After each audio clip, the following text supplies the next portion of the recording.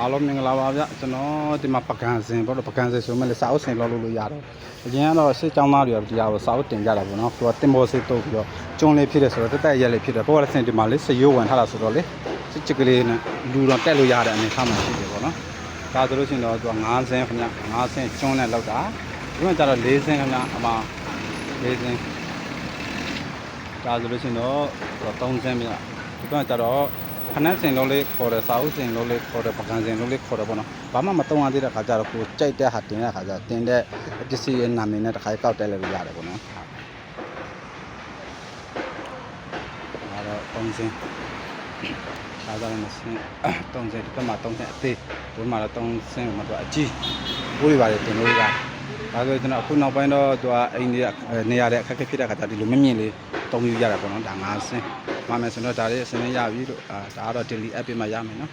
တာခါတော့ပြရတယ်ကိုယ့်ကိုလာဝင်တော့အဆင်ပြေပြီခင်ဗျအားလုံးကျေးဇူးပါဗျ